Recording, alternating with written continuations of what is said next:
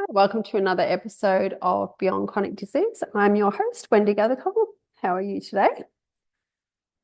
Last week, did you hear I did a show on menostop/pause? I am at that stage of my life and I love it. It's awesome. If you're not feeling that way, then listen to the episode and check in with yourself and see what's going on. And is it truly the menostop stage that's creating all the symptoms that you may be having or experiencing in your life? So sometimes, as I said, it may not be entirely due to menostop stage. Okay, this week is a a bit of a questionable one about the way we've been trained to think about stuff. So like I said, with the menostop, it was, scare the bejesus out of me because, oh, this is going to happen and ew, yuck, don't want to go through that. But it's not been entirely true. In fact, it's been pretty much far from the truth, other than enjoying the fact that the cycle stopped. So there's so many things that we're led to believe. And it's one of those things is that, which is the reason I wrote the book. Once you turn 50, everything goes downhill. I will say I am in my 57th year, and it's only been this year that I have even purchased a pair of glasses, and they're only the ones that from the Servo. I know a friend that will love me saying that. Servo glasses are two like magnifier ones, and I very rarely use them because I know that when I do use them, my eyesight is just tragic after I take them off. It takes a long time for me to get my focus back. So, do you lose your eyesight at 50? No, you don't. Can you not learn anything new at 50? No, that's not true. Are you not as young as you used to be? Of course. Because I used to be, an hour old. Well, I'm way older than that now. Does it take longer for your body to heal? Don't know. Does it? I heal reasonably well. Is it just the way we think about it? Is it just what we've been told, what's been, put into our heads about how things are supposed to go as we age? Like with the menostop, you put on weight, do you? Is it because, you're not as active? Like I mentioned, about the smoking, when people say they put on weight when they stop smoking, well, get active. Don't replace your cigarettes for ice cream or whatever you're having.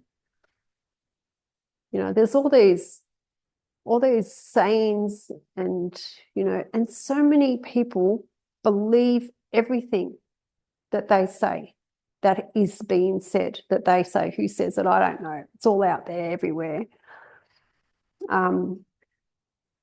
So this episode is all about that. Use your own intuition. See what you feels right for you. It's all for you. It's not being selfish. I know, some people that, I call them drama queens, because it doesn't matter if there's some tiny little thing that's not going right in their life, they make it out to be this whole big, huge event of negativity. And it may not have happened, the event may not have happened yet, But it's all this whole presumptuous, negativity that this is going to happen, that's going to happen, and oh, they can't do that and can't do that, and then it's a non-event. Just a little bit like Cyclone Alfred, hey? Which is great that it was a non-event, but it was a non-event. It was all this big hoo-ha about this cyclone, and then it ended up being a tropical storm. Sure, we still suffered some damage and so forth, but it was basically a non-event. And, and my point is, so many people were fearful, not just taking it and, being preventative and doing what they could to secure their homes and their life, but being very fearful about it and talking about all the stuff that could happen and not just could, but just felt like it was going to happen. This is going to, all of this stuff when it didn't happen at all. So it impacts you immensely health-wise. So if we can get back to being in the moment and focusing on what's happening now and not make a story about what could happen. Of course, if you want to go back to the cyclone, of course, we need to be informed. Okay, that's coming. This is it. That's coming. Okay, we'll secure the house. There's no story there. There's no stories. Okay, you just have to be factual. Okay? Because then it doesn't create havoc in our bodies and all the fear, which is like, turning 50. It always seems to be this turning 50. It used to be 40. I don't know whether it's because I'm over 50. I don't know. But I do remember before I was 50 being at a hairdresser's one day, and a lady that was clearly she was having her 50th birthday, and oh my gosh, like it's just indescribable what she was saying. And if I wasn't in the frame of mind that I am and have been for many years, oh, geez, I probably would have gone home and got into bed and stayed there because I wouldn't have wanted to be 50. So all these stories, you stop telling yourself stories, and these stories, they come in any way, shape or form. Like even a story about, so-and-so doesn't like me, just because you haven't been invited to a party or something like that. Well, maybe they didn't think to invite you, or maybe they thought you were too far away, or maybe they just took it upon themselves to think, oh yeah, maybe you're working, I won't bother inviting you. Like, it's got nothing to do with you. Okay, and you got to stop telling yourself stories, because then you could be, you could get stressed or anxious or, depressed about things like this. Okay, so, and sometimes we, get stories like that being told to us. If that person doesn't do this, that means that they, that this is going on with you and them, or whatever. But they're all just stories. So I didn't know where this podcast was going. Do you know where it's going? I don't know. Trying to instill the fact that everything that we hear, see, read, listen to the news, well, I don't. It's all storytelling. It's all storytelling. I remember a time with a news article as in a news story. It was on TV. That was just such doom and gloom and put the fear of God in me to the point where I was having a panic attack, which I hadn't had for many years, and then had to navigate that for like a whole day under the circumstances because I was traveling and so forth, and it all had to do with travel, and had to navigate that for, a day. And I don't know whether I was feeling sick.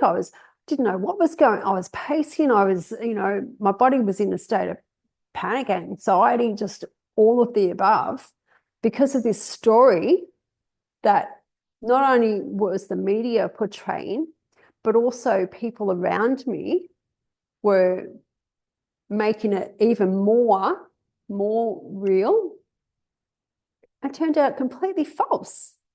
Completely false, as in the facts weren't exactly true what we were getting told, which came out later. So, and that could have been the people that were around me that got misconstrued, what that was being told. Oh, I don't know, but this is what I mean. Stories can really impact on your well-being. So the story about what can happen when you're 40, 50, 60 health-wise, it's very daunting and frighteningly scary when you haven't got to that stage. So I can vouch for the Menastop that it's not anywhere near as bad as what's portrayed. And, like I keep saying, some of it may not be even, some of your symptoms may not even be caused from that, which brings me to other things in life. So many, there's so many feelings that we get in our body from emotions and stories that we sort of place, that we attach to this emotion, that's not true. So I know, if like many years ago when I was thinking about a certain situation, that it just used to create angst in my body. Angst as in anxiety, I guess, feelings of anxiety. Okay, get a little bit of a flutter and in the chest area and stomach and all that. That's when I was thinking about this certain event. And it was part of the story I was telling it, but it was also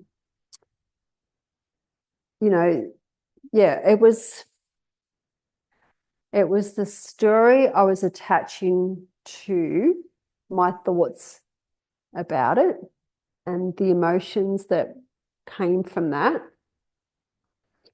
which created the feelings in my body.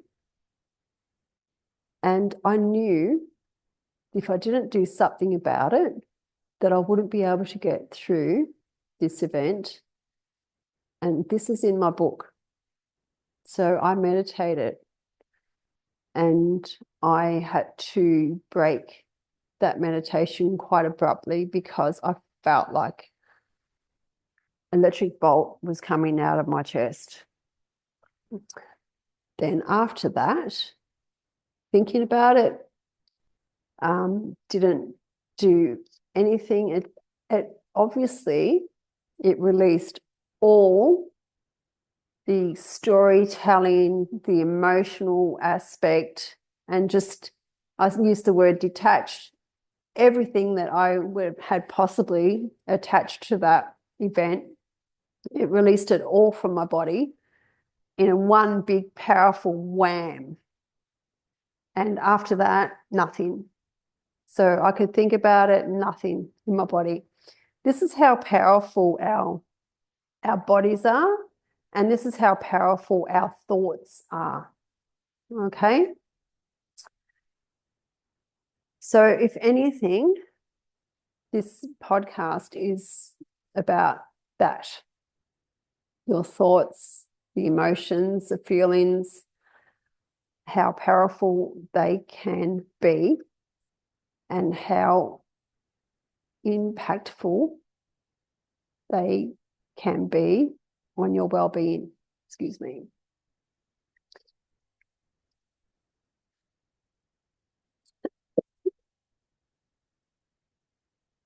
So before, excuse me, before you think about what may happen or, any stage or anything in your life, just remember that that's the story that you're telling yourself, or that's the story that somebody else has told you, and allow it to, as we say, go in one ear and out the other, because that's exactly what I do lots. And also remember that often what happens in your life between you and other people, it's not always about you. Well, actually, it's never about you. It's always about them.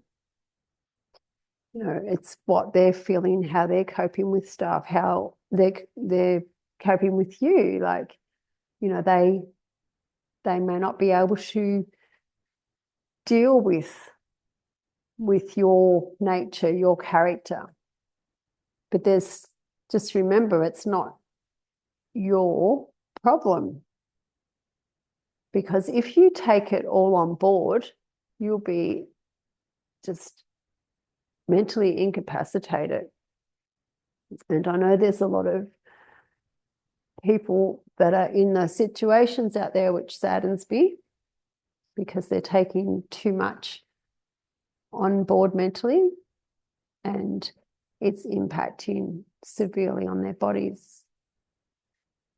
So if you're about to turn 50 or 40 or 60 or 70, 80, 90, 100, kudos to you.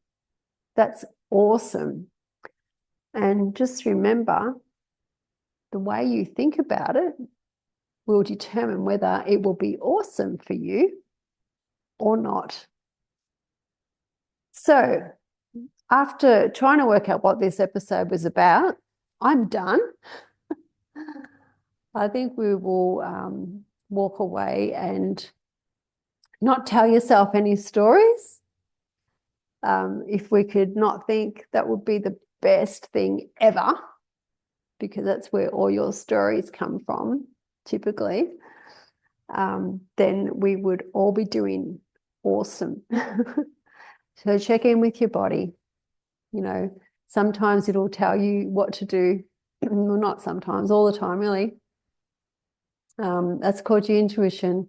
We're starting to lose that because we're, eating and drinking and listening to too many other people about stuff. We need to come back to our intuition and the way things make us feel, and not attaching stories to BS thoughts, or should say BS stories to thoughts, because it's 100% not true. Okay, so I will see you next week on a clearer episode. But until then, don't think too much. Start listening to what your body is telling you, your gut, your intuition, and see how it goes from here on. And let me know, because I would love to know. Okay, so until next week, no more storytelling. I'll see you then. Bye.